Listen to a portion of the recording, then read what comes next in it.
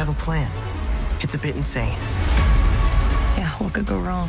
No idea, but I think we should find out. এবার নেটফ্লিক্সে কি কাণ্ড হইলো দেখলা? স্ট্রেঞ্জার থিংস সিজন 5 এর ফার্স্ট পার্ট রিলিজ হওয়ার পর নেটফ্লিক্স তো কয়েক মিনিটের জন্য ক্র্যাশ করছিল। একটা সিরিজের জন্য পুরো সার্ভার ডাউন। ক্রেজটা কি? হওয়ারই কথা। এটা এখন শুধু একটা সিরিজ না, কালচারাল ফেনোমেনা হয়ে গেছে বলে মনে করেন অনেকেই।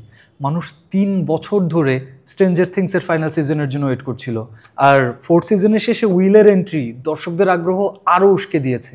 মানে কি হয় না হয় ফাইনাল সিজনে সেটা ঠিক।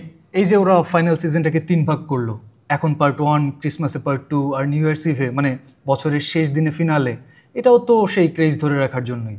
একদম মানে একবারে দিলে 2 সপ্তাহের মধ্যে শেষ, কিন্তু এভাবে দিলে প্রায় 1.5 মাস ধরে হাইপ চলতে থাকবে। ওয়েস্টার্ন ওয়ার্ল্ডের পুরো হলিডে সিজন ওদের দখলে। নেটফ্লিক্সের ইতিহাসে এমন লং গুড বাই এর আগে কখনো দেখা যায়নি। হ্যাঁ, লং গুড বাই। আমার তো ভাবতেই কষ্ট হচ্ছে স্ট্রেঞ্জার থিংস শেষ হয়ে যাবে।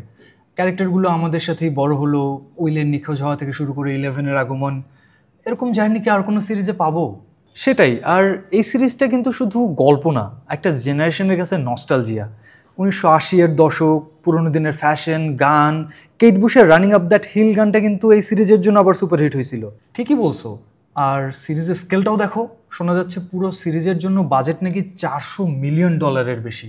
ভাবা যায় একটা সিরিজের জন্য এত খরচ? এতেই বোঝা যায় শেষটা কত এপিক হতে যাচ্ছে। আই হোপ এমন একটা এন্ডিং হবে যা আগের সব রেকর্ড ভেঙে দেবে।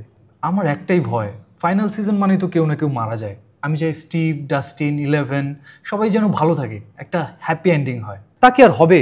এত বড় আর জটিল একটা প্লট, শেষটা তো আর সবার জন্য সুখের হবে না, কিন্তু একটা ইমোশনাল কনক্লুশন তো থাকবেই। এটাই স্ট্রেঞ্জার থিংসের সবচেয়ে বড় টেকঅ্যাওয়ে। চরিত্রগুলোর মধ্যে বন্ধুত্ব এবং ভালোবাসা। শোন, পরের পার্ট রিলিজ হলে আমরা কিন্তু একসাথে বিঞ্জ ওয়াচিং করব। আরে পুরা ফ্রেন্ড গ্রুপ নিয়ে দেখবো ফাইনাল সিজন। একসাথে আড্ডা হবে, পার্টি হবে। সময় বের করে রাখিস কিন্তু।